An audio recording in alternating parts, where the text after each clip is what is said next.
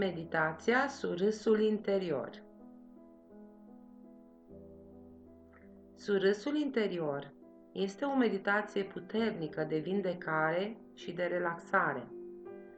Pentru o stare cât mai benefică, pentru relaxare și meditație, trebuie creată o atmosferă calmă și un calm interior. O atitudine mentală relaxată, respirația abdominală ne vor calma mintea și vor începe să ne relaxeze corpul. Relaxarea profundă dizolvă tensiunile fizice și mentale care pot cauza blocaje energetice. Surâsul interior amplifică energia organelor și glandelor, forța vitală în general, liniștind și focalizând inima și mintea.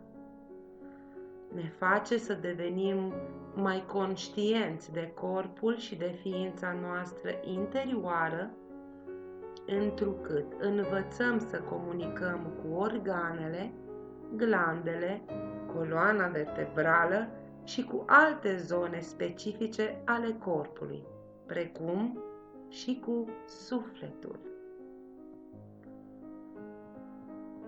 Prin surâsul interior putem începe să dezvoltăm o relație sănătoasă, plină de iubire cu noi înșine și cu ceilalți.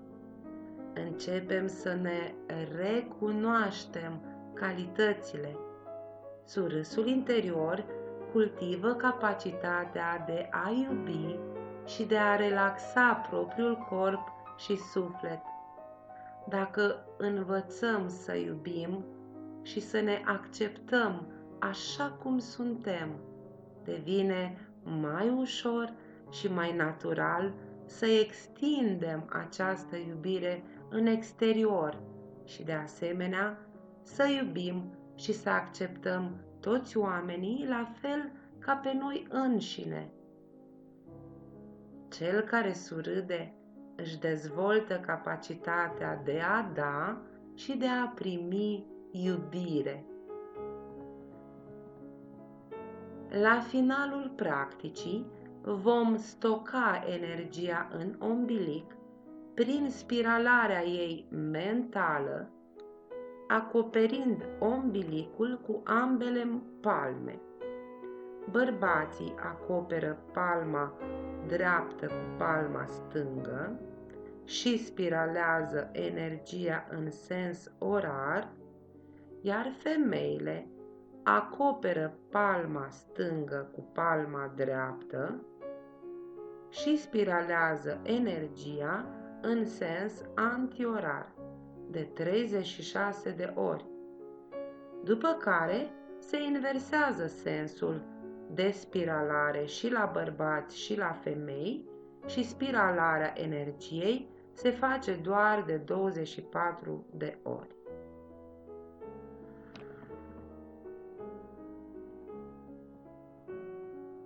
Începem. Practica surâsului interior începe cu închiderea ochilor.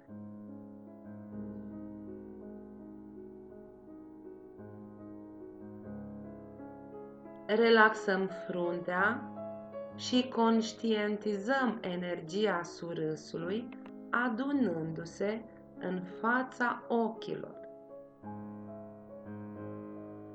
Retrăim sentimentele pe care le-am avut într-un moment fericit din viața noastră. Aducem acel moment fericit aici și acum. Inspirăm și expirăm și încă o dată.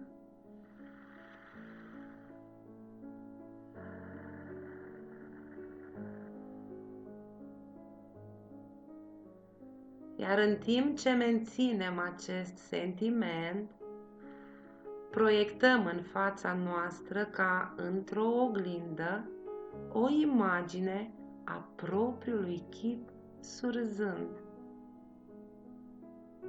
Buzele și ochii își ridică ușor colțurile ca într-un surâs larg.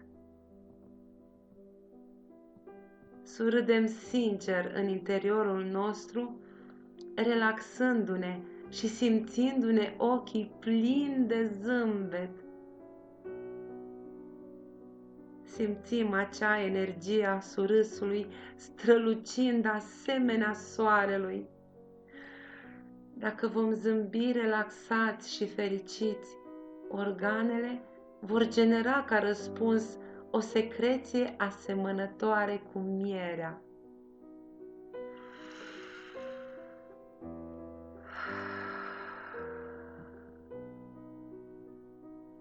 Absorbim energia surâsului printr-un punct situat între sprincene. Simțim dezvoltându-se cel de-al treilea ochi. Avem al treilea ochi deschis, ca și cum cineva drag ne sărută pe cel de-al treilea ochi. Energia se revarsă în nas și obraj, relaxează pielea feței, mușchii faciali și obrajii, încălzește întreaga față.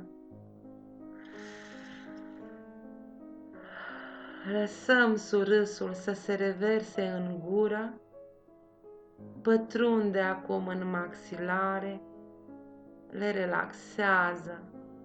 Simțim energia surâsului pătrunzând în limbă, activând fluxul de salivă.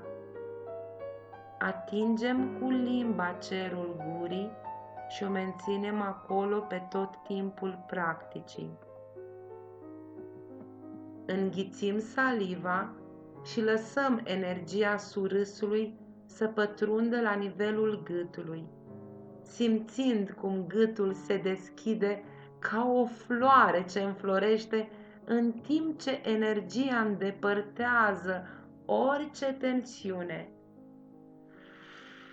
Cu bucurie surâdem gâtului și îl lăsăm să se cufunde ușor pentru a se odihni după activitatea de susținere a capului.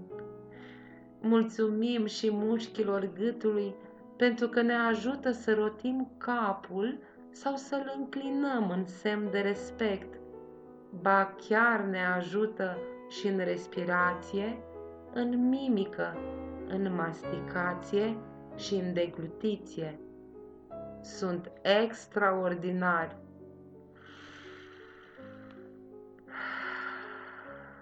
Surâdem tiroidei și aceasta se îmbujorează de bucurie. Este foarte frumoasă, are forma unui fluturaș și este localizată în partea frontală a gâtului. Îi mulțumim pentru că secretă hormoni care contribuie la buna funcționare a sistemului nervos central, a aparatului cardiovascular și a metabolismului. Surâdem și paratiroidelor. Chiar dacă sunt aproape ca niște biluțe micuțe, au 5 mm în lungime, 4 în lățime și doar 1 mm în înălțime, sunt foarte atente la nivelul calciului și fosforului din organism. Și le mulțumim pentru asta. Lăsăm energia surâsului să coboare lin și să se reverse în timus, glanda localizată între gât și stern. Este centrul tinereții și al imunității. Îi se mai spune organul fericirii. Să-i mulțumim pentru că susține splina, amigdalele, polipii nazali, apendicele și funcționarea măduvii spinării. Îi surâdem cu nemărginită dragoste și îl simțim cum se dilată de plăcere în timp ce radiază energia caldă, înmiresmată în jos, înspre inimă. Inspirăm, expirăm tot aerul și ne îndreptăm atenția către inimă. Inima este aproximativ de mărimea unui pumn și se află bine așezată în spatele sternului, ușor la stânga față de centrul pieptului. Surâdem inimii cu tot sufletul și mulțumim pentru faptul că face sângele să circule în întregul corp și pentru că este neobosită în munca ei de a hrăni organele și țesuturile. Acum o simțim fericită și relaxată în timp ce sarcina îi se ușurează. Lăsăm energia surâsului să ne umple inima cu iubire pe măsură ce nerăbdarea și nechibzuința se transformă în bucurie și respect. Iubirea, bucuria, respectul și, în final, compasiunea se nasc toate din inimă. Simțim aceste virtuți radiind către organe, către glande și în întregul corp. Energia surâsului trece acum în plămâni. Îi bine dispune, îi înveselește, transformând orice tristețe și depresie în dreptate și curaj. Surâdem în fiecare celulă a plămânilor, mulțumindu-le pentru că furnizează oxigen corpului și că elimină dioxidul de carbon. Simțim cum se înmoaie și devin mai spongioși și umezi pe măsură ce se dilată plini de energia surâsului. Au mare nevoie să le surâdem.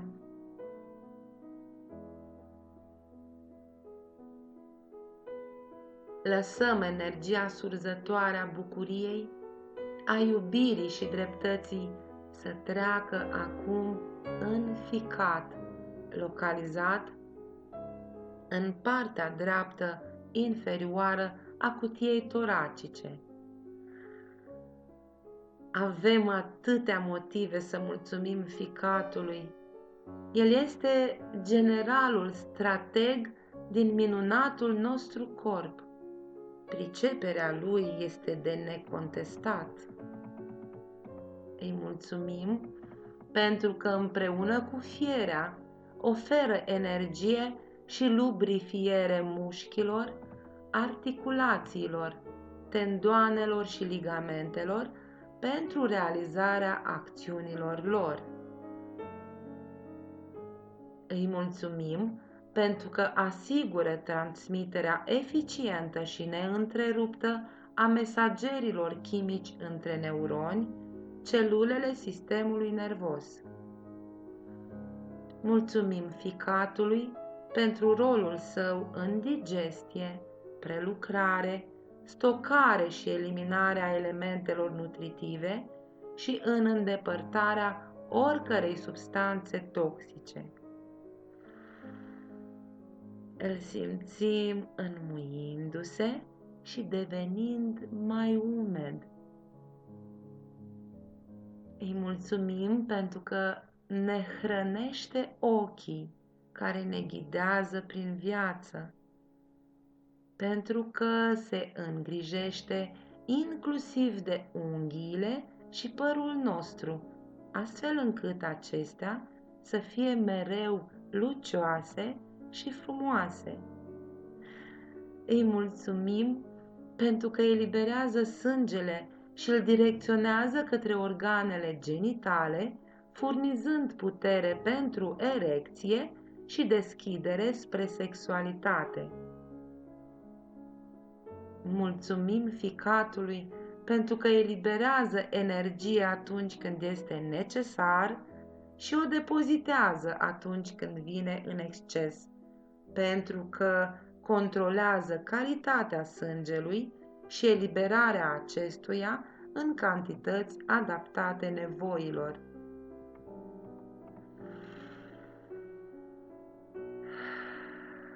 Privim acum adânc în interiorul ficatului, observând dacă mai există orice fel de mânie sau temperament aprins acolo. Dizolvăm orice tensiune din ficat doar surzându-i. Acum ficatul este fericit.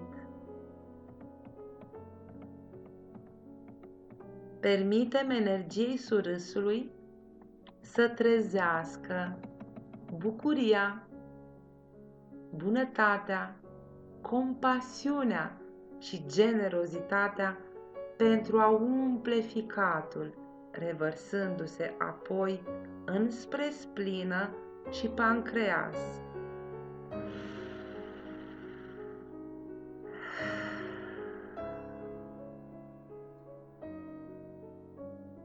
Surâdem în pancreas. Pancreasul este situat în partea stângă inferioară a cutiei toracice, deasupra nivelului taliei. Nu contează care formă neregulată.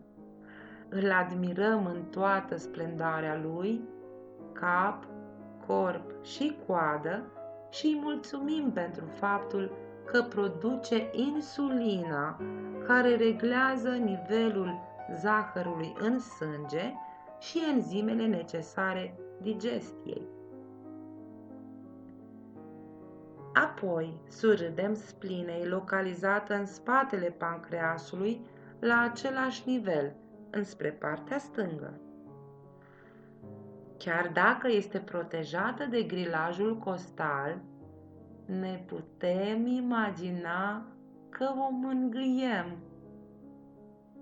Splinei îi plac mângâierile, îi plac îmbrățișările cu cei dragi.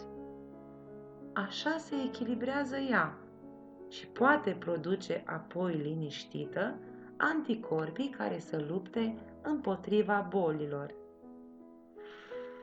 Mulțumim splinei pentru că este casa gândurilor noastre și dorim numai gânduri de iubire și bucurie. În timp ce surâdem splinei și pancreasului, simțim cum orice sentiment de îngrijorare din ele se transformă în cinste, tocmai prin energia surâsului amplificată de virtuțile inimii, plămânilor și ficatului. Lăsăm energia iubirii, a bucuriei, a dreptății, bunătății și blândeții să se dezvolte până se revarsă spre rinichi.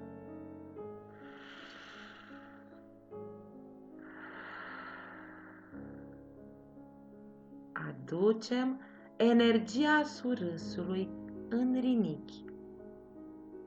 Aflați în partea inferioară a spatelui, de o parte și de alta a coloanei vertebrale, în interiorul zonei inferioare a cutiei toracice. Rinichii sunt atât de buni cu noi. Au grijă de structura fizică a corpului, de scheletul osos, inclusiv de dinți, de măduva spinării și de creier, de sistemul endocrin și funcția sa, filtrează sângele, elimină deșeurile și mențin echilibrul apei în corp.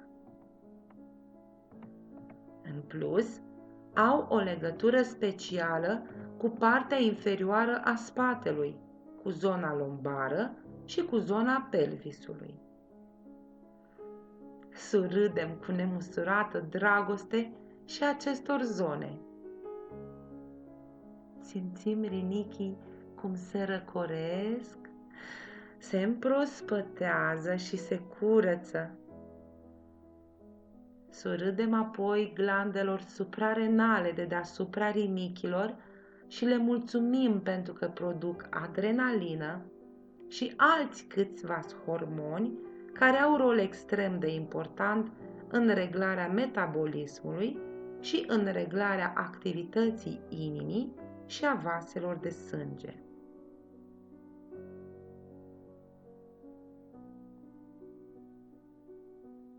Simțim cum orice sentiment de frică se transformă în virtutea blândeții și în toate celelalte virtuți acumulate până acum. Permitem blândeții și bunătății să răsară și să umple rinichii și suprarenalele până când se revarsă spre organele genitale. Coborâm energia surâsului în zona organelor genitale, surâdem ovarelor, uterului, vaginului, respectiv testiculelor și prostatei, mulțumindu-le pentru faptul că produc hormoni și ne oferă energie sexuală. Lăsăm iubirea, bucuria, bunătatea și blândețea să inunde organele genitale pentru a avea puterea și a depăși dorințele sexuale necontrolate.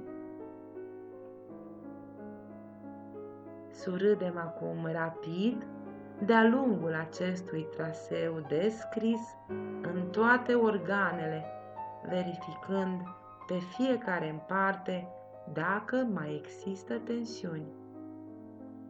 Surâdem oricărei tensiuni până ce aceasta este eliminată.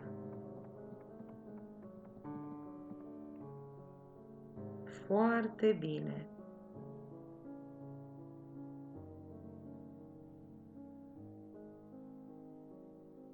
Încă o dată, în acest moment, conștientizăm energia surâsului din ochi și din punctul dintre sprâncene și permitem acestei energii să se reverse în gură. Conștientizăm limba și o rotim pentru a produce salivă.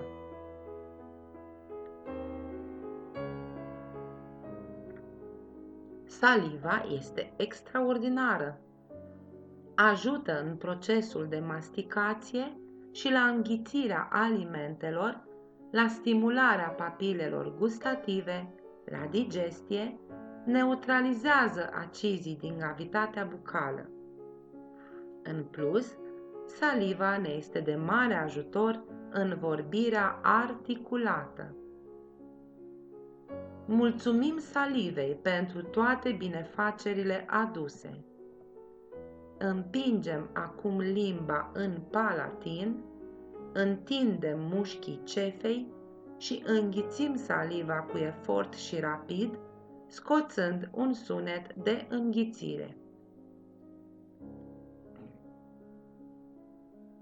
Odată cu surâsul interior, urmărim saliva alunecând în josul esofagului până în stomac, situat sub partea stângă a cutiei toracice. Mulțumim stomacului pentru că depozitează și digeră hrana și îl simțim cum se relaxează pe măsură ce energia pătrunde în el. Acum este mulțumit și liniștit.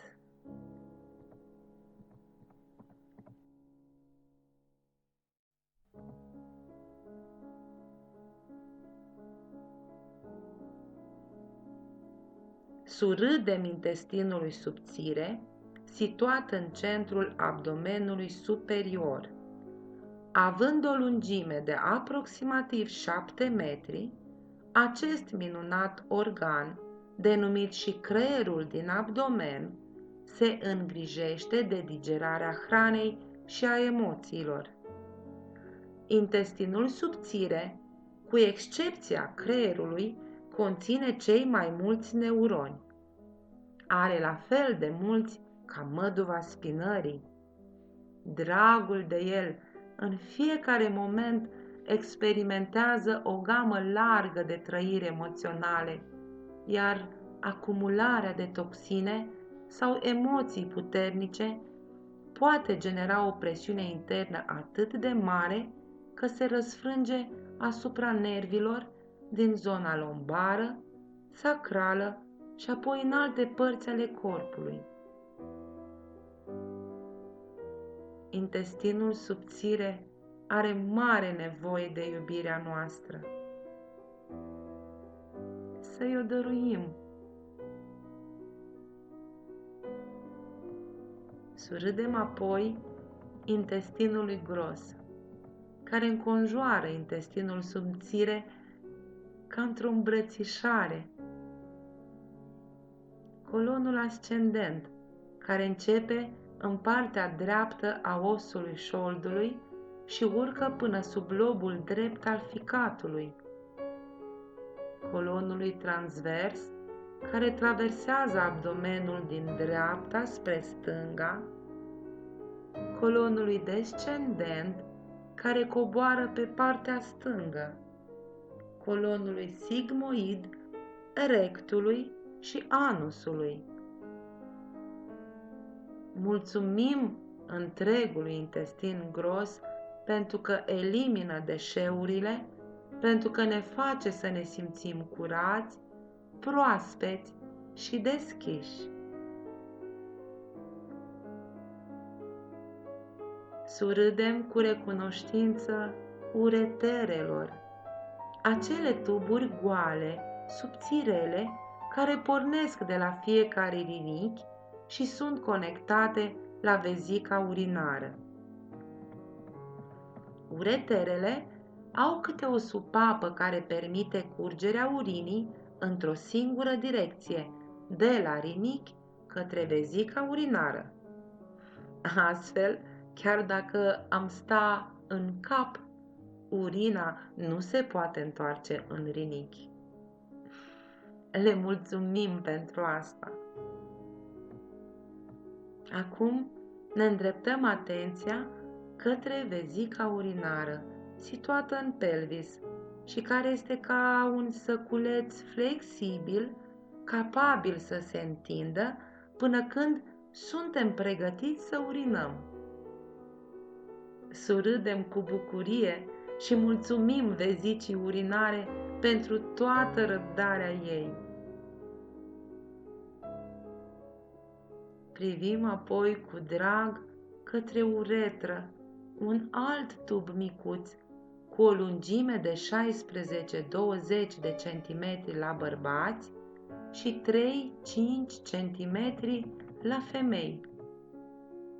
Îi mulțumim pentru că permite urinei să curgă din vezică în afara corpului, ajutându-ne astfel să eliminăm ceea ce nu ne mai trebuie. Acum simțim cum aceste micuțe organe se relaxează știindu-se iubite. Parcurgem din nou, rapid, traseul descris, pentru îndepărtarea oricăror tensiuni, dacă acestea mai există. Surâdem tensiunii respective până ce se topește și dispare.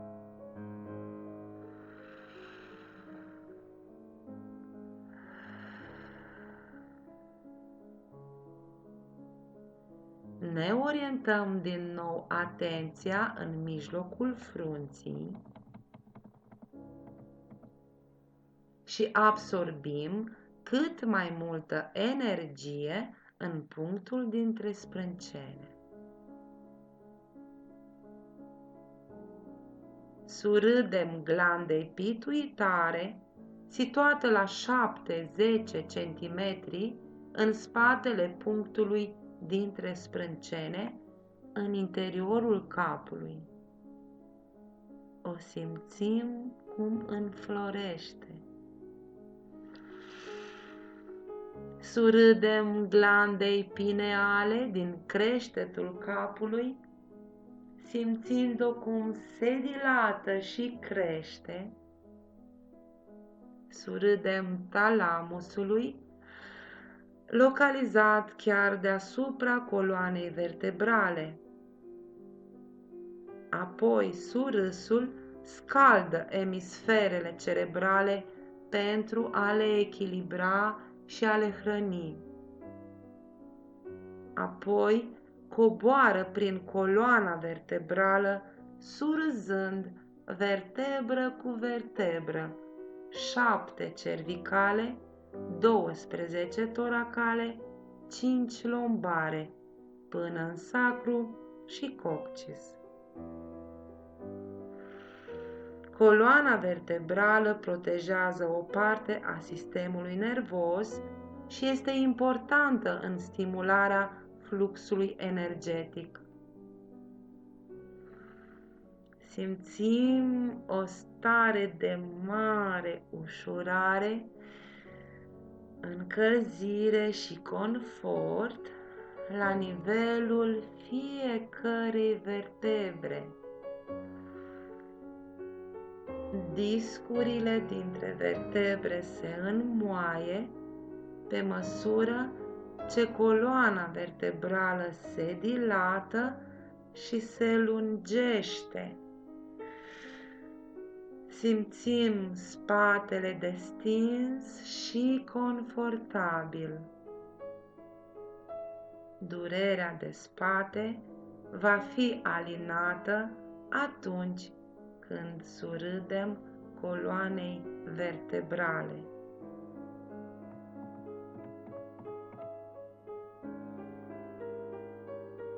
Parcurgem din nou traseul de-a lungul liniei posterioare, surzând rapid în jos, simțind senzația de maximă detensionare, amplificând foarte mult debitul de fluid spinal și calmând sistemul nervos.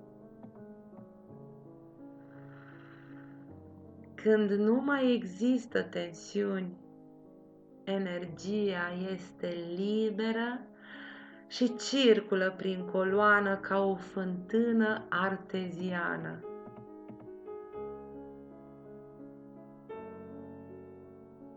Simțim energia coborând de-a lungul întregului corp. Avem centrul coronar deschis.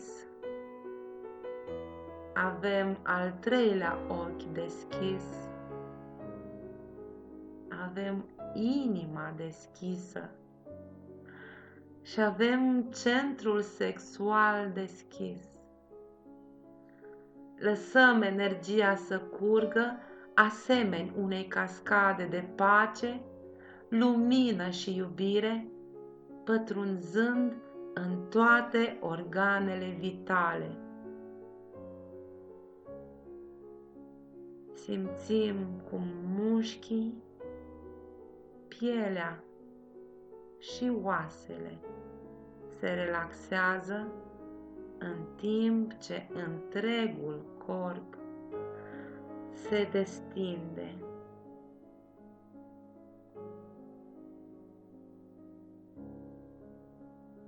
acum a venit timpul să stocăm energia în umbilic prin spiralarea ei mentală. Acoperim umbilicul cu ambele palme, stânga peste dreapta la bărbați, cu spiralarea energiei în sens orar, și dreapta peste stânga la femei, cu spiralarea energiei în sens antiorar de 36 de ori. Începem spiralarea energiei acum.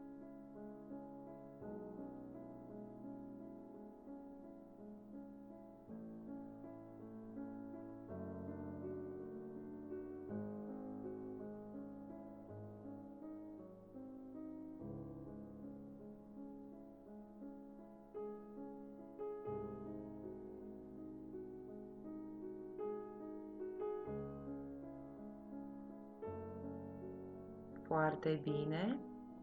Iar acum inversăm sensul de spiralare și la bărbați și la femei. Bărbații spiralează energia în sens antiorar, iar femeile în sens orar de 24 de ori. Spiralăm energia acum.